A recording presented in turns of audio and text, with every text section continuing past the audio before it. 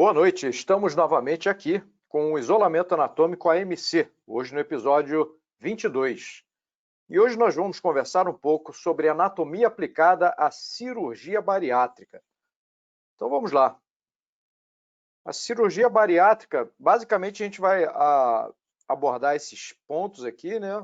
Então, como conceito, né, a cirurgia bariátrica, ou também conhecido como tratamento cirúrgico da obesidade mórbida, existem outras nomenclaturas também menos utilizadas, e esse termo, na realidade, ele é um rótulo, digamos assim, né? Ele engloba uma variedade de procedimentos que são realizados em pacientes portadores de obesidade mórbida, obesidade grau 3, obesidade grave. Eu prefiro não usar o termo severa, porque é um anglicismo. Então, basicamente, o conceito dos procedimentos bariátricos, né, é induzir uma redução do peso que vai ser produzida ou por redução da capacidade do estômago, tá certo? E tem várias possibilidades para a gente fazer isso, ou você bypassar parte do trajeto alimentar no intestino delgado e, obviamente, redirecionando o fluxo alimentar, e o que há por trás disso é uma redução da área de absorção, ou um pouco de cada. Tá? Então, a gente pode avaliar e classificar. Uma das formas é por meio do índice de massa corporal, o famoso IMC, que vocês devam conhecer. Vocês sabem calcular o IMC de um paciente? É muito simples. É só a gente pegar o peso em quilos e dividir pela altura ao quadrado. A gente tem que enxergar o IMC de forma crítica, tá certo? A vantagem do IMC é que é muito fácil calcular o IMC.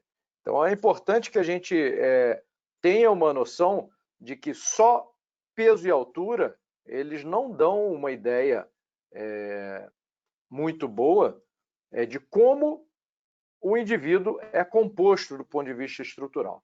Vocês percebem isso? Então, você está acima do peso, vamos dizer que você esteja com sobrepeso, entra para a academia, começa a fazer exercício, faz musculação, exercício aeróbico, e depois de 15, 20 dias, você percebe que o seu corpo está mudando, depois de um mês, mas o peso ele mudou muito pouco, ou ele diminuiu pouco, ou ele se manteve ou até aumentou. Então, isso acontece por quê? Porque você perdeu gordura, mas ganhou massa muscular. Isso é muito frequente.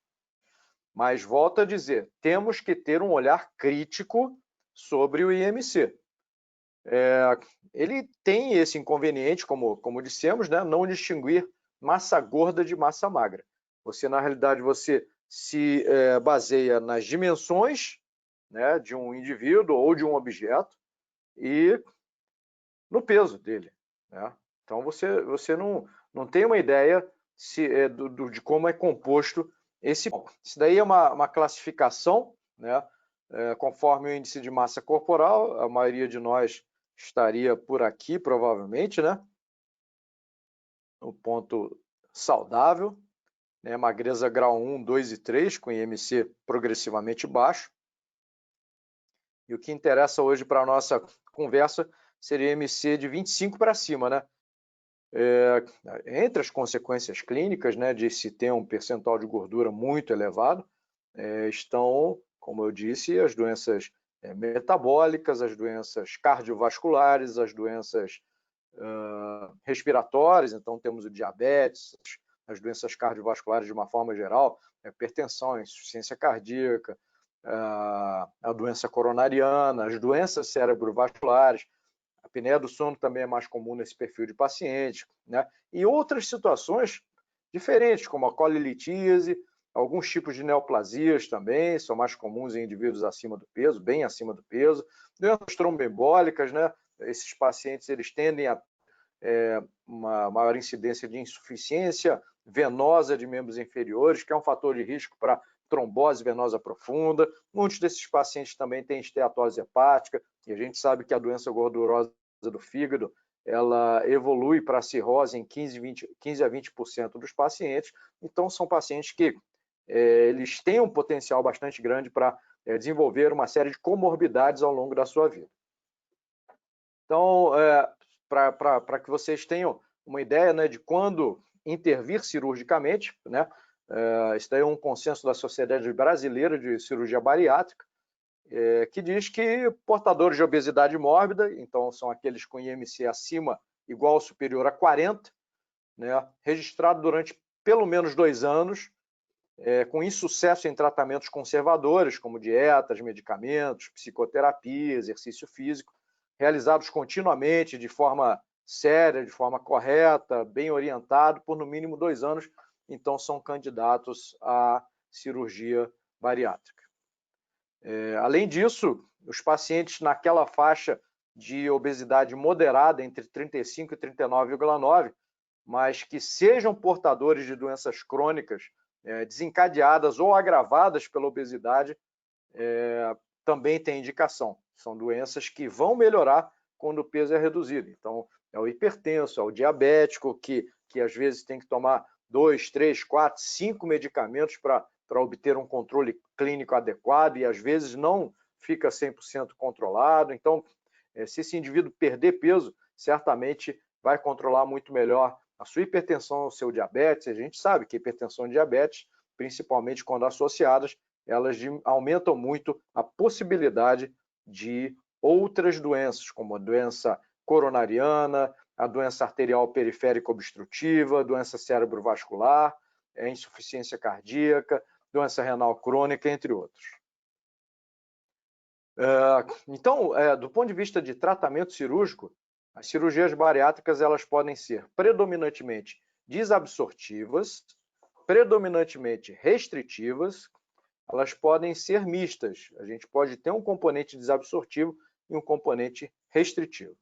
Então vamos também revisar rapidamente a fisiologia. Isso é bem en passant mesmo, né? Só para a gente lembrar de alguns pontos, como por exemplo que o intestino delgado seja primariamente responsável pela absorção de boa parte dos componentes dietéticos, né? Dos carboidratos, das proteínas, das gorduras.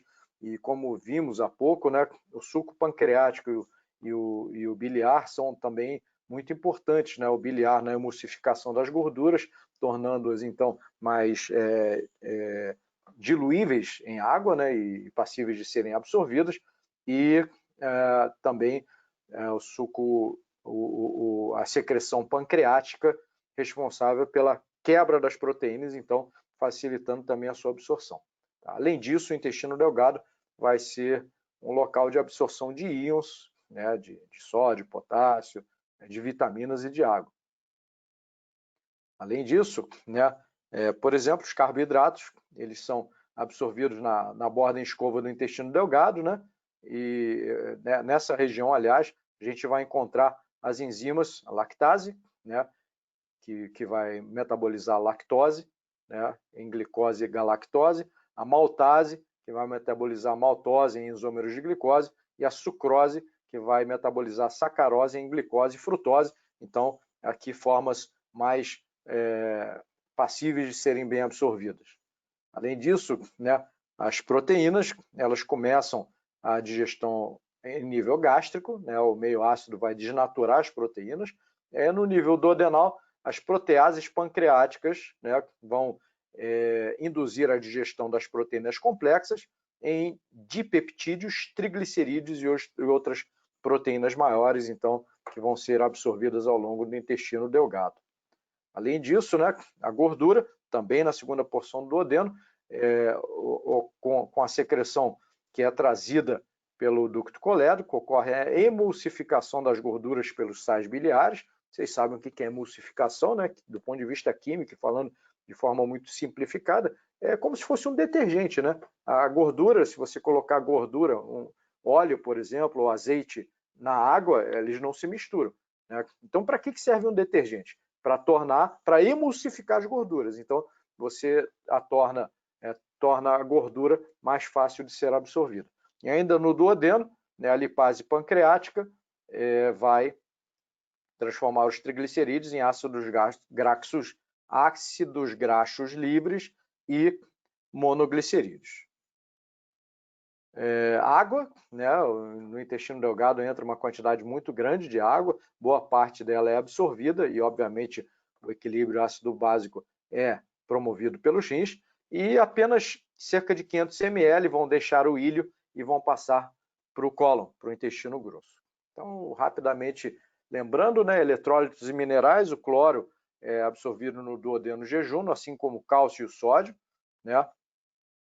O ferro em nível duodenal, potássio, magnésio e fosfato em nível duodenal também. Então, boa parte aqui, ó, é em nível duodenal e parte no jejum.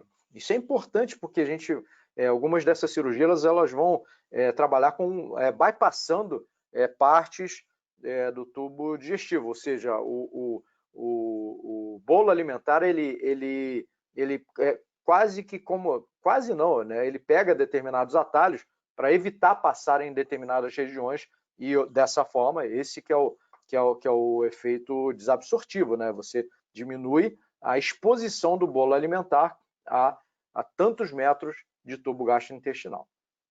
Além disso, a absorção de vitaminas, né? Vitamina B1, a tiamina em nível jejunal, a B5, riboflavina em nível de duodeno e jejum, B12, cianocobalamina no íleo, né? Com a ajuda do fator intrínseco lá do estômago, né? Vitamina C, ácido ascórbico em nível de duodeno e jejum, e as vitaminas do sistema ADEC, né? São as vitaminas lipossolúveis a nível do intestino delgado. Então, são vários nutrientes que são absorvidos no intestino delgado e, obviamente, quando você bypassa alguns metros de intestino delgado, você certamente vai diminuir a absorção de calorias, mas também vai diminuir a absorção desses micronutrientes. Então, voltando, né, ao nosso conceito, as cirurgias bariátricas elas podem ser predominantemente desabsortivas, predominantemente restritivas, ou podem ser mistas, né? Você pode ter um componente desabsortivo e um componente restritivo. Então, vamos ver esses procedimentos bariátricos. Então, nós vamos começar com as cirurgias bariátricas predominantemente desabsortivas. Vamos analisar esse termo, desabsorção, né? Qual que é o objetivo?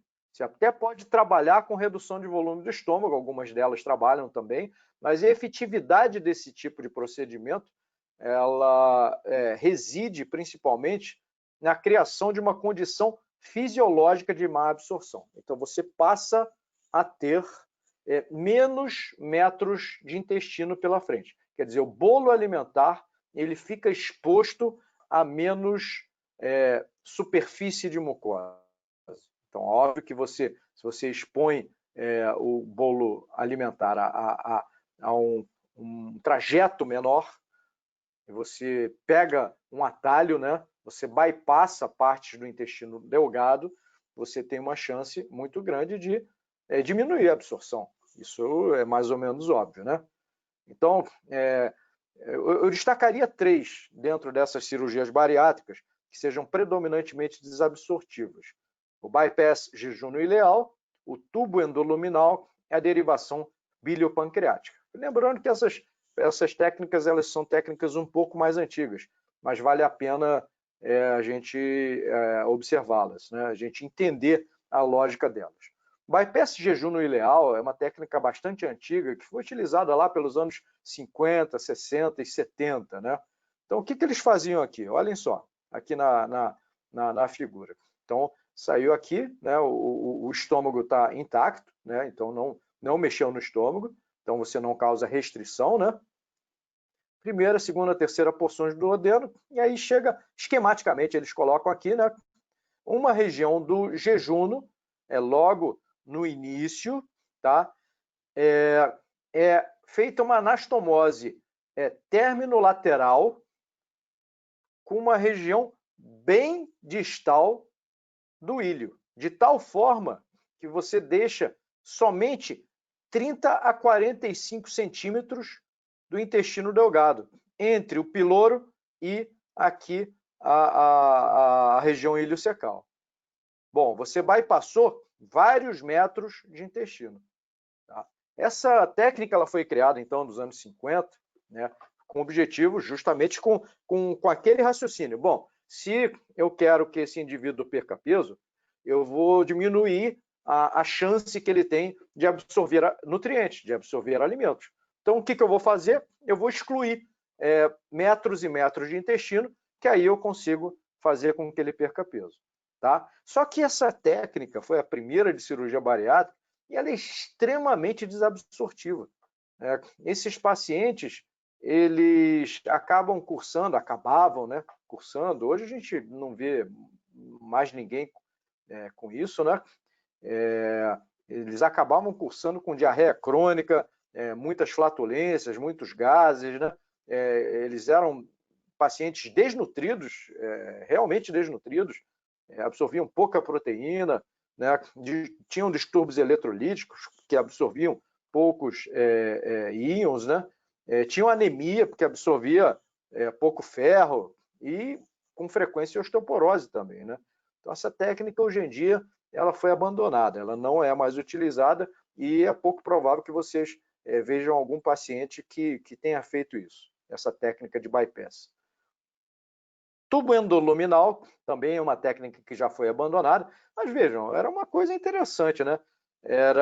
Ele constava de um tubo de aproximadamente 1,20 m, que era ancorado aqui na junção esôfago-gástrica, e o objetivo, já que era ancorado aqui, o alimento do esôfago passava direto para dentro do tubo, então impedindo o contato desse alimento, desse bolo alimentar, com a mucosa do estômago, a mucosa do duodeno e a mucosa do início do jejum, tá certo?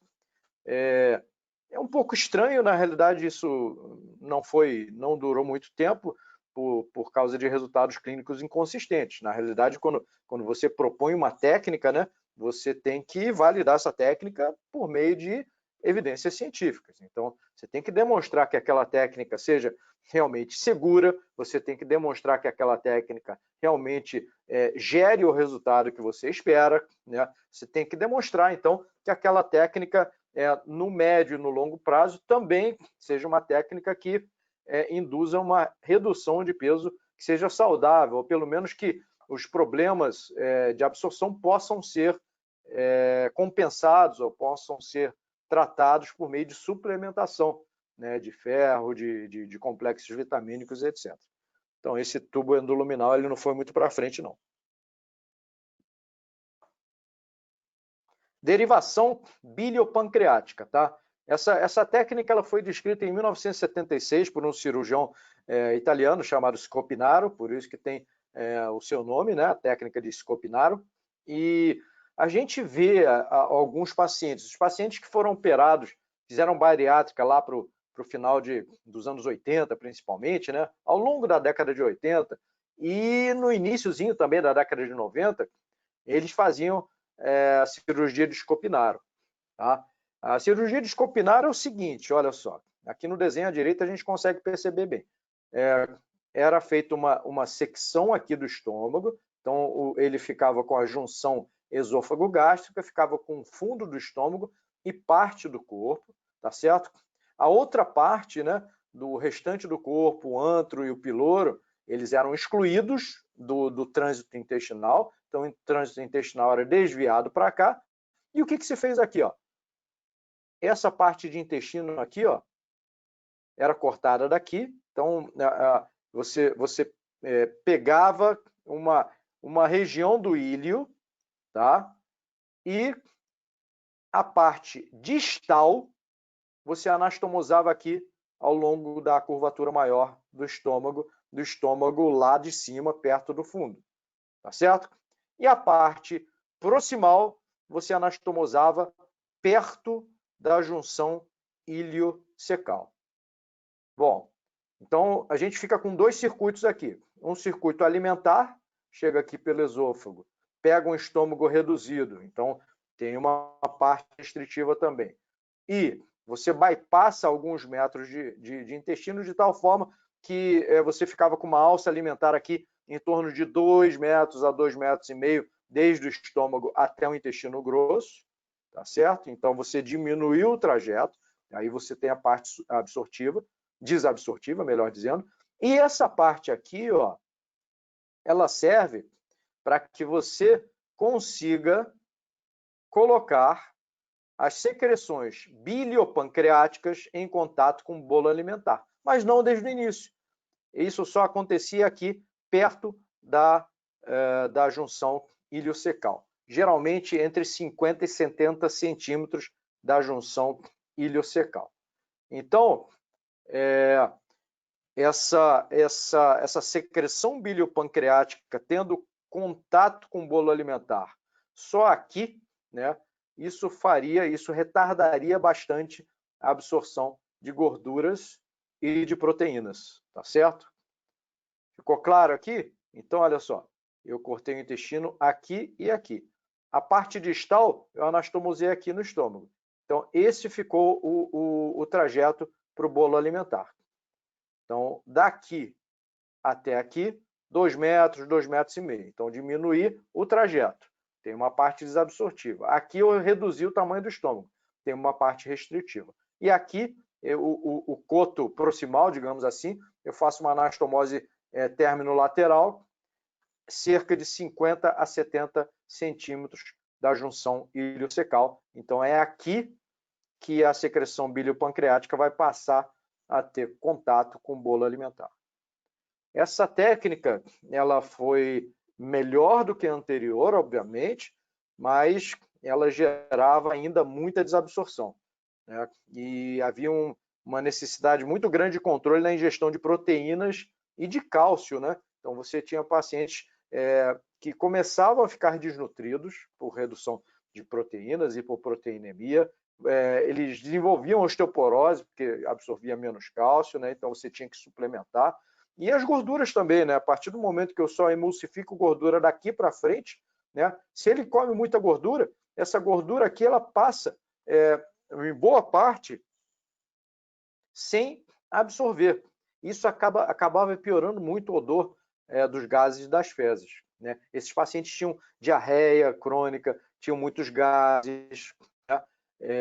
Isso é mais ou menos parecido com os pacientes que tomam um medicamento chamado Orlistat, que diminui a absorção de gorduras no nível intestinal, e esses, como uma estratégia farmacológica de redução de peso, redução de colesterol, mas esses pacientes, como acabavam não promovendo a emulsificação das gorduras, eles absorviam menos, isso faz sentido, é interessante, mas a consequência disso era você causar diarreia crônica.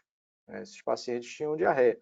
Mas o paciente que toma remédio só para de tomar remédio. Aqui não, aqui você promoveu uma modificação anatômica, então esses pacientes com frequência, ou eles diminuíam muito, né, a ingestão de gorduras, e aí era uma educação alimentar, entre aspas, na marra, ou eles iriam ter realmente diarreia, gases e fezes bem fétidos. Vamos às cirurgias bariátricas, que são predominantemente restritivas. Então, vamos pensar no termo restrição. Restrição significa o seguinte: eu tenho que diminuir o tamanho da minha bolsa gástrica. Né? Diminuindo o tamanho do volume gástrico, né? A gente distende o volume gástrico mais facilmente, com volume menor de alimento, então a gente produz uma saciedade mais precoce, né? A saciedade ela depende da distensão gástrica e depende também da mastigação. Então, esses procedimentos predominantemente restritivos, eles não interferiam muito no trânsito alimentar, né? E na visão dos seus propositores, minimizavam então os riscos de complicações metabólicas. Então, temos basicamente aqui 4 tipos, né? A bandagem gástrica ajustável, a gastroplastia vertical com bandagem, a gastrectomia vertical com sleeve e o balão intragástrico. Então vamos ver cada uma dessas, vamos entender como que tipo de modificação anatômica existe, né, se essa modificação é definitiva ou não, e de que forma isso pode ajudar o indivíduo obeso que quer perder peso. Então vamos à primeira, que é a bandagem gástrica ajustável. Bom, a figura aqui é bem ilustrativa, né? Por meio de videolaparoscopia, você introduz, então, uma faixa de silicone ajustável. Essa faixa de silicone ajustável ela é adaptada, tá, abaixo do cárdia, tá certo? Na junção do cárdia com o corpo gástrico. Então, pega aqui uma parte do fundo também, tá certo? Então, você ajustava essa faixa de silicone aqui, e essa faixa de silicone, ela é ligada a um dispositivo, né, que tem aí uma porta que fica no subcutâneo. Então, essa porta no subcutâneo, ela é palpável e você pode, por meio dessa porta, você pode injetar solução salina ou retirar a solução salina, tá certo? A injeção ou a retirada da solução salina vai apertar mais ou menos o diâmetro interno dessa faixa. Então, na prática, o que acontece aqui? Você fica com uma bolsa gástrica pequena, tá certo? A vantagem desse procedimento aqui é que ele é um procedimento bastante seguro, um procedimento de baixa taxa de complicações, né? Na realidade, você não está seccionando o tubo digestivo, né? Você só está, por via videolaparoscópica, introduzindo um device, né? Introduzindo aí um dispositivo que vai literalmente apertar ali um pedacinho do estômago. Tá? E a vantagem é que é reversível também. Então, isso daí tem algumas vantagens interessantes. Então, o mecanismo disso é que a distensão dessa pequena bolsa gástrica, né? E, obviamente, isso aconteceria com pequena quantidade de alimento. Então, essa bolsa gástrica aqui, ela tem aí em torno de 20 ml aproximadamente, né? Então, um pequeno volume de alimento já dá a sensação de saciedade. E essa técnica, de fato, ela conseguia produzir uma perda média de peso em torno de 35% em 2 anos, o que é interessante, né? Acontece que os pacientes que são compulsivos por comida, né, eles têm que ser tratados do ponto de vista físico, mas têm que ser tratados também do ponto de vista psicológico, né? Esses pacientes eles passaram a aprender que eles poderiam ingerir alimentos líquidos e muito calóricos. Vou dar um exemplo aqui de um tipo de alimento que é muito utilizado por esses pacientes que têm uma restrição muito grande. Leite condensado. Então, os pacientes eles fazem a cirurgia, começam a perder peso, perdem bastante peso, mas aí eles aprendem que eles podem tomar leite condensado, podem tomar chocolate líquido, etc. Né? Então, eles passam a ingerir alimentos líquidos, bastante calóricos, e aí, com frequência, depois de uma redução importante de peso, eles passavam a ganhar peso novamente. Então, essa técnica acabou sendo questionada por conta disso. Aí criaram uma outra técnica, denominada técnica de Mason, que também é uma técnica simples, relativamente rápida, taxa de complicações baixa, né? Aqui você grampeia, né? Sem necessariamente ter que abrir, você grampeia parte do estômago, criando mais uma vez aqui uma bolsa pequena, tá certo? Então você cria uma bolsa pré-gástrica e coloca uma banda aqui. Por isso que é gastroplastia. Você não está retirando, você está fazendo uma plastia. Gastroplastia vertical com bandagem. Você coloca uma banda, uma faixa aqui, tá certo? E esse anel aqui é um anel de polipropileno, tá? Que vai regular o esvaziamento dessa bolsa pré-gástrica aqui. Então, o paciente ele ingere o alimento com volume relativamente pequeno, ele já fica satisfeito, induz saciedade, tá? E a passagem do que está aqui, quer dizer, o esvaziamento aqui daqui para o restante do trajeto também reduzido. Senão não adiantava muito, né? Você tem um estômago pequeno, mas se passa direto, você vai ingerindo, espera um pouquinho, esvazia, ingere, espera um pouquinho, esvazia. Aqui não, é que esse anel de polipropileno ele vai realmente criar uma restrição à passagem, ao esvaziamento dessa bolsa pré-gástrica. Então, nessa gastroplastia vertical com bandagem, né, a gente então tem um grampeamento, formando uma pequena bolsa, e um anel distal aqui, retardando então o esvaziamento dessa bolsa aqui, né, dessa pequena bolsa gástrica, e isso traz a sensação de saciedade com um volume relativamente pequeno também. Então, essa técnica ela mostrou resultado, né, com redução de 30% média, né, do peso nos primeiros anos, mas também ela estava sujeita àquela situação de que os pacientes aprendiam a ingerir alimentos líquidos e altamente calóricos, né? Afinal de contas, você está agindo, você está trabalhando aqui só com restrição de volume no estômago, mas você não causa nenhum grau de desabsorção. Todo o trajeto ele está preservado, né? Desde o duodeno, desde o piloro até a junção iliocecal. Então, mais uma vez também nessa técnica havia um reganho de peso aí bastante expressivo, né? Então essa técnica, ela hoje em dia está em desuso.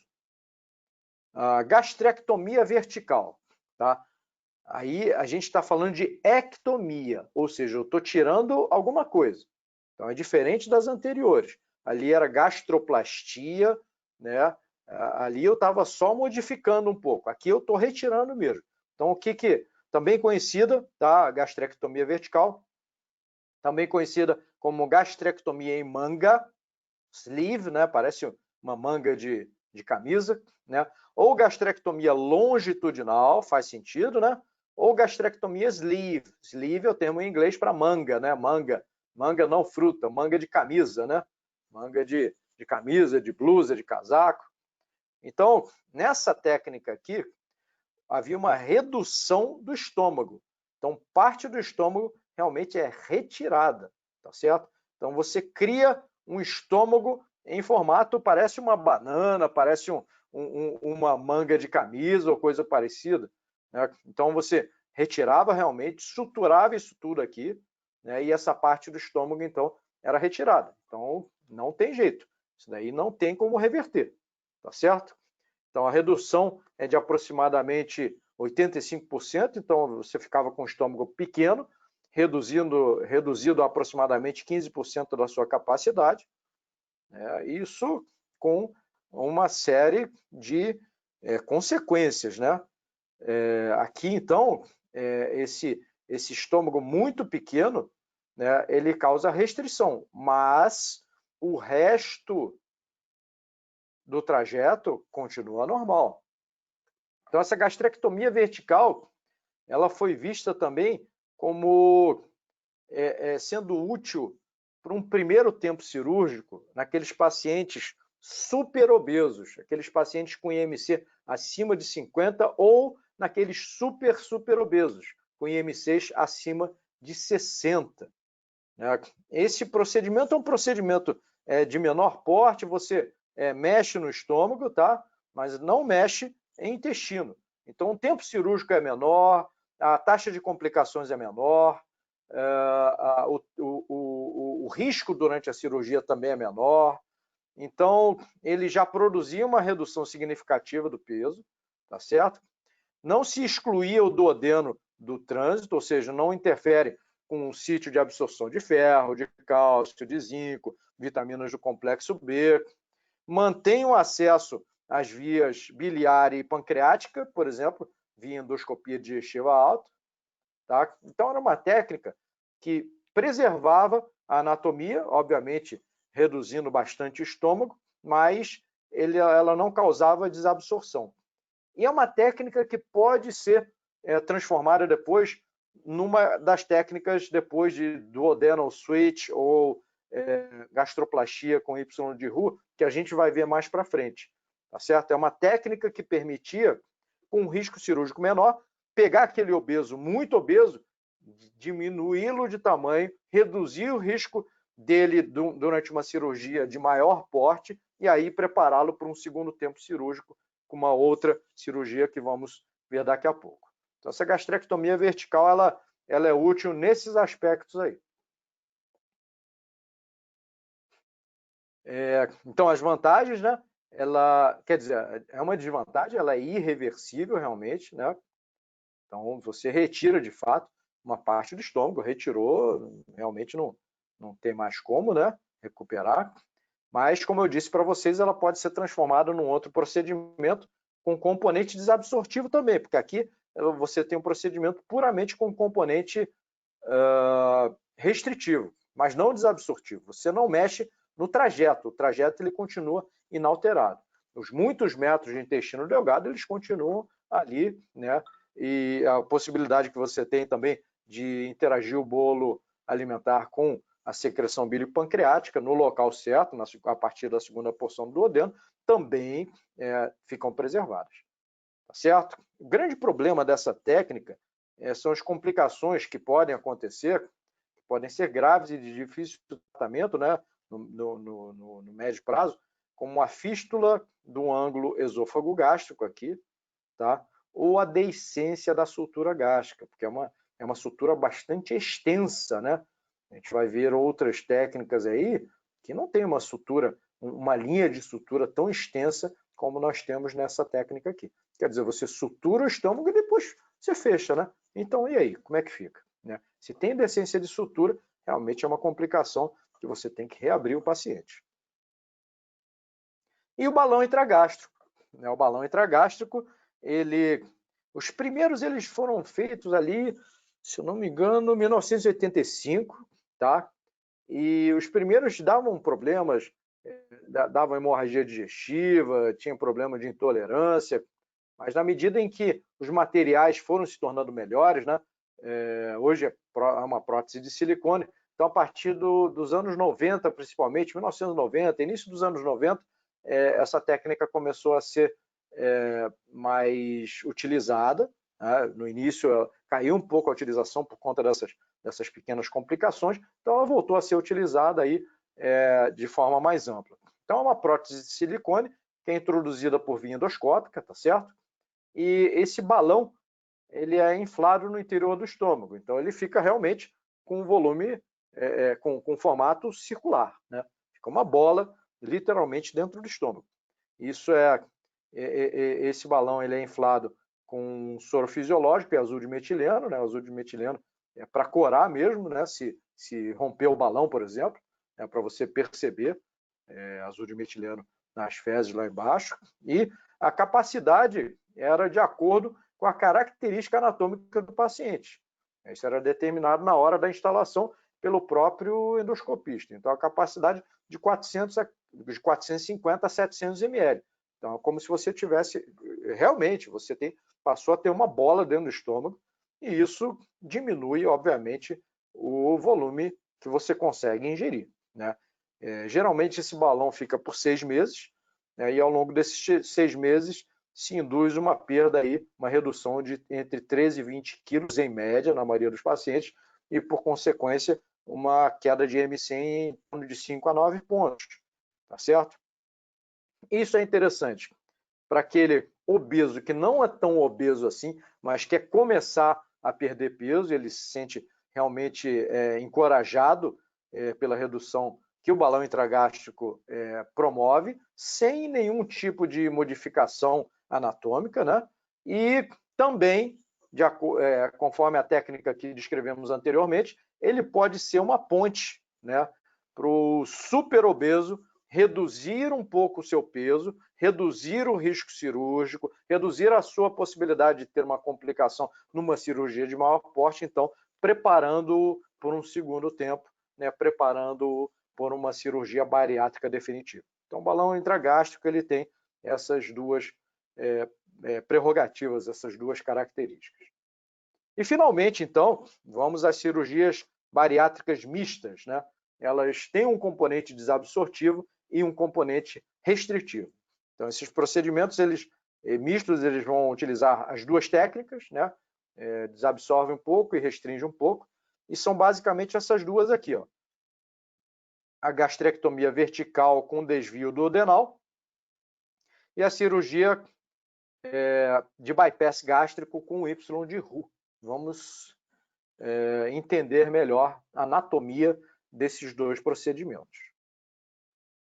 Então, a gastrectomia vertical com desvio duodenal, e com frequência o termo utilizado, mesmo aqui, é o duodenal switch, né, que ao pé da letra é desvio duodenal mesmo, ele, de certa forma, é uma variação da técnica de Scoppinario. Então, a técnica de Scoppinario, falamos dela há pouco, né? Você pegava um pedaço do intestino aqui, seccionava a alça distal, você ligava aqui nessa bolsa gástrica, que era uma bolsa menor, mas pegando mais a parte de cima do estômago, né? Corpo adjacente ao fundo, mais a região do cárdia, e a parte distal você ligava ali em 50, 70 centímetros da junção iliocecal. Então você causava restrição aqui, você causava desabsorção, porque você ficava com 2 metros a 2,5 metros de trajeto aqui entre o estômago e a junção iliocecal, e você acabava expondo o bolo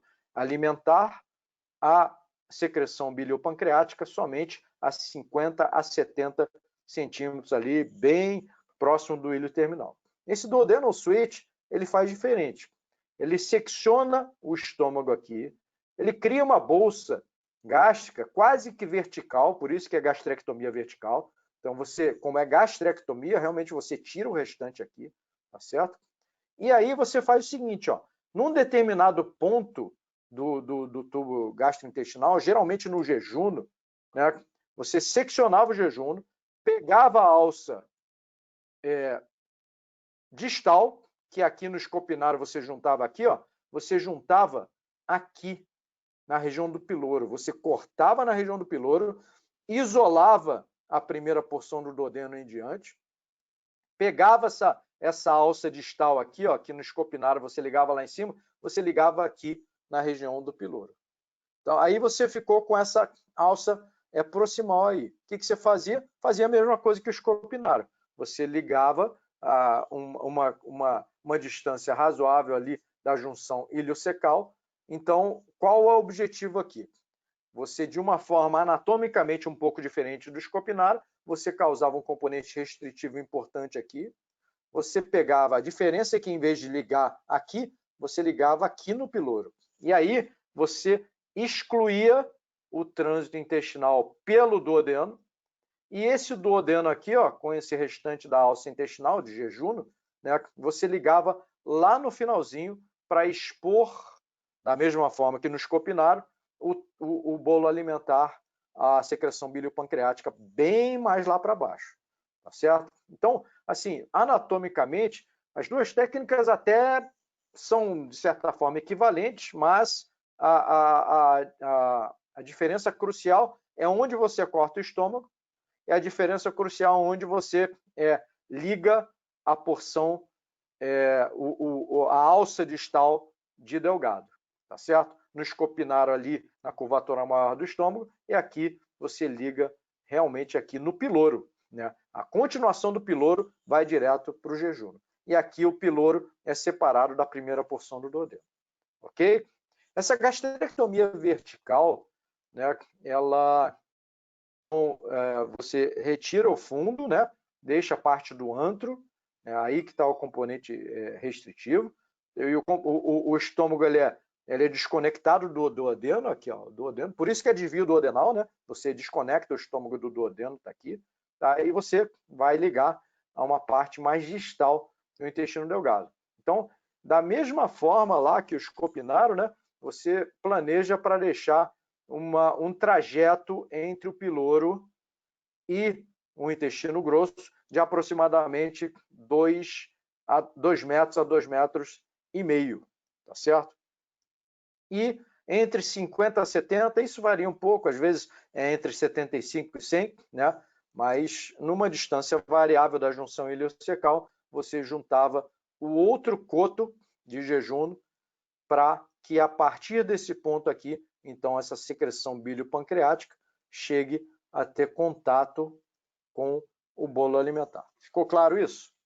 Então, olha só. Essa técnica aqui, ela é diferente, então é importante a gente memorizar isso. A diferença de escopinário para a gastrectomia vertical com desvio duodenal, tá? Porque uma técnica derivou da outra.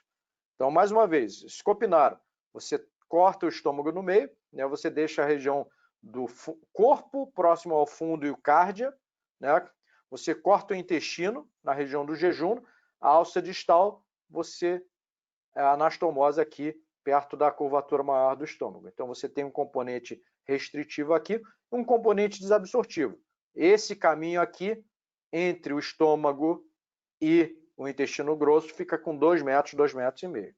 E aqui você liga o outro coto, o coto proximal do jejuno, permitindo então que essa alça aqui seja excluída do trânsito intestinal e fique só para transportar a secreção biliopancreática que tem contato com o tubo digestivo só a partir daqui. Duodenal switch, né, a gastrectomia vertical com desvio duodenal, é diferente. Você corta aqui, você então exclui fundo, boa parte do corpo, você fica com o esôfago, a junção esôfago-gástrica, cárdia, parte do antro e piloro. Só que aqui no piloro você interrompe e desvia o duodeno. Desvia o duodenal, duodenal switch. Tá certo? Você desvia o duodeno. E aquele pedacinho que você cortava lá, ó, em vez de grudar aqui, ó, você acaba conectando, anastomosando, tá certo? No piloro. E o que sobrou, você anastomosa da mesma forma que aqui, ó, no escopinário, você anastomosa numa distância variável ali próximo da junção iliocecal, permitindo que só a partir daquele ponto, então, a secreção biliopancreática tenha contato com o bolo alimentar, então só a partir dali que você vai emulsificar gorduras e que você vai colocar em contato das proteínas as enzimas pancreáticas. Ok? E, finalmente, a cirurgia de bypass gástrico com Y de Roux. Tá certo? Essa técnica é conhecida como técnica de Fobbe Capella. Tá certo? Fobbe era um cirurgião, descreveu a técnica em 1989. Capella, outro cirurgião, descreveu a técnica em 91. Né? E é a técnica mais utilizada na atualidade. Então, vamos entender o que temos aqui de modificação anatômica. Então, primeiro, você cria uma bolsa gástrica, né? Você cria uma bolsa gástrica pequenininha, adjacente aqui à região do cárdia, não muito mais do que isso, tá certo? E num determinado ponto lá do jejum, a gente vai ver isso com mais detalhe no slide a seguir, né? Num determinado ponto do jejum, você secciona o jejum, você pega essa alça distal e você anastomosa aqui nessa pequena bolsa gástrica. O restante, essa bolsa gástrica aqui, ó, é menos de 10%, né, do estômago. Então, mais de 90% do estômago vai ficar excluído. Ele vai ficar aqui, vai ficar ali. Você não vai retirar, você apenas vai excluir do trânsito. E aí você você tem que fazer o quê? Você tem que criar um canal para passagem da secreção biliopancreática. E aí você vai fazer uma anastomose lateral mais para frente. Vamos ver um pouquinho mais de detalhes aqui. Então, vamos lá. Então, o estômago aqui é o normal, né? Aqui é depois da cirurgia. Então, você cria uma bolsa menor aqui, menos de 10%, né? Que é a bolsa que vai receber o bolo alimentar. E uma bolsa maior, né? Mais de 90%, que é excluída. Então, essa bolsa aí ela vai ficar excluída. O intestino delgado, então, ele vai ser seccionado a uma distância variável do piloro, geralmente em torno de 50 a 60 centímetros de jejuno, depois da flexura do duodeno jejunal. E aí o que você vai fazer? Vai pegar esse coto distal aqui e vai ligar lá na bolsa, vai anastomosar na bolsa. Então, o trânsito alimentar ele vai seguir por essa pequena bolsa, vai vir para cá para o jejum e vai seguir adiante. E em um determinado ponto, você vai fazer ou uma anastomose terminolateral ou laterolateral, tá? Para permitir, então, a partir desse ponto aqui, a junção, né, do bolo alimentar com a secreção biliopancreática. Então, vocês veem que essas técnicas elas têm alguns pontos em comum. Essas técnicas mistas, né? Redução da bolsa gástrica, você reduz o trajeto e você coloca mais para frente o ponto em que o bolo alimentar vai ter contato com a secreção biliopancreática. Você só faz isso com modificações anatômicas diferentes. Cada técnica tem a sua modificação anatômica, tá certo? Então essa parte distal aqui é que vai formar a alça de Roux, né, a alça alimentar aqui. E é a Y de Roux porque realmente fica em formato de Y. E Roux foi o cirurgião francês que descreveu essa técnica não para isso, né, mais para tratamento cirúrgico de outras situações clínicas. Aqui então, né, só detalhando um pouquinho mais, né, o que acontece nessa técnica. Então aqui, ó, a parte maior do estômago, ok? O duodeno e os primeiros 50 centímetros do jejum são excluídos do trânsito alimentar. Então o trânsito alimentar ele fica esôfago, pequena bolsa gástrica e o coto distal aqui, ó, que você cortou aqui o jejum a 50 centímetros aproximadamente da flexura do duodeno jejunal, né? E pegou esse cotinho e jogou lá para cima, anastomosou na pequena bolsa gástrica.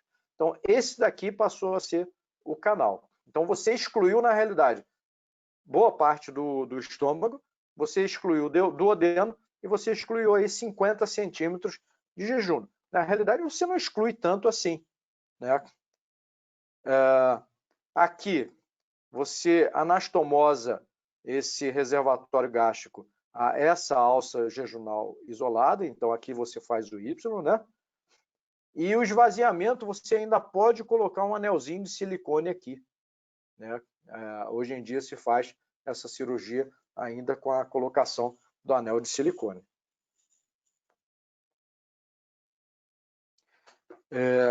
E detalhe, né?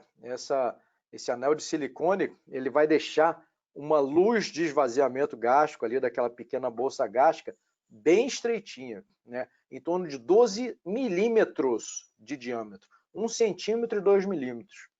Então, você cria uma bolsa pequena de estômago, menos de 10%, e ainda dificulta o esvaziamento dessa bolsa. Tá? E aí, você vai calcular um determinado ponto a partir do qual você vai permitir que a secreção biliopancreática volte a ter contato com o seu bolo alimentar. Tá? Então, isso geralmente acontece, tá? Essa anastomose distal, ela vai acontecer entre 1 metro e 1,60 m abaixo do reservatório gástrico aqui. Então, é entre 1 metro e 1,60 m que esse bolo alimentar vai progredir sem contato com a secreção biliopancreática, tá certo? A distância aí, ela vai depender do IMC do paciente. Então, obviamente, quanto mais distal você colocar essa anastomose aqui, um pouquinho mais de desabsorção você vai produzir. Né? Quanto mais proximal, menos desabsorção você vai produzir, ok?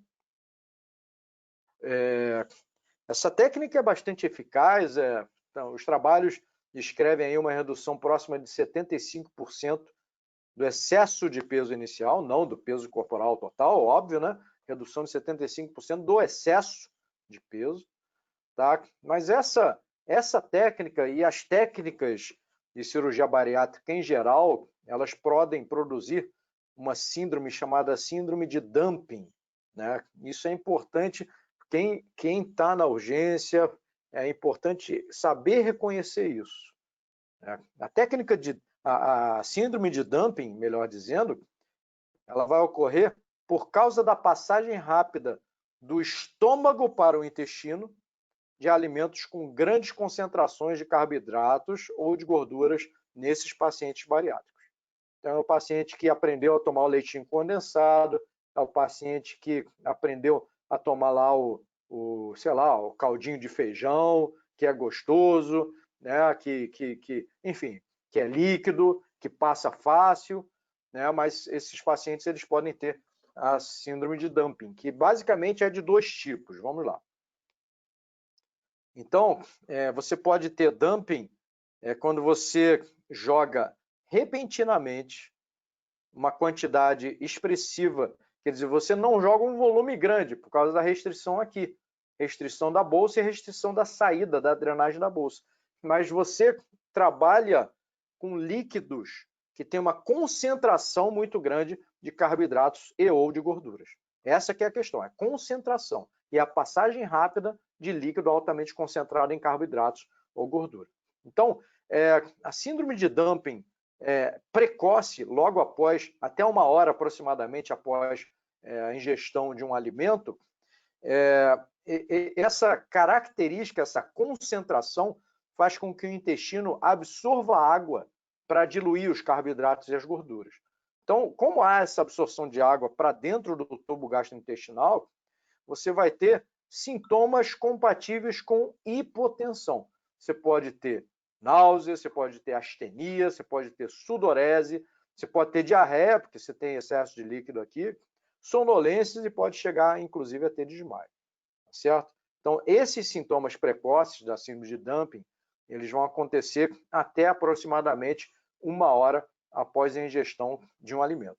Mas tem a síndrome de dumping mais tardia, né? Então, os sintomas tardios até mais de 1 hora, até 4 horas após uma refeição desse paciente bariátrico, né? Ele vai, essa concentração repentina, principalmente aqui de carboidratos, vai estimular o pâncreas a produzir insulina. Então, você joga carboidrato no intestino, isso é o estímulo para o pâncreas produzir insulina, mas você não consegue, você não tem muito volume muito grande para absorver. Então, o que você vai produzir? Hipoglicemia.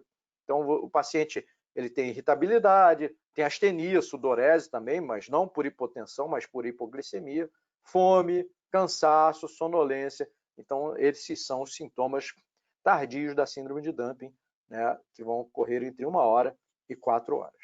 Ok?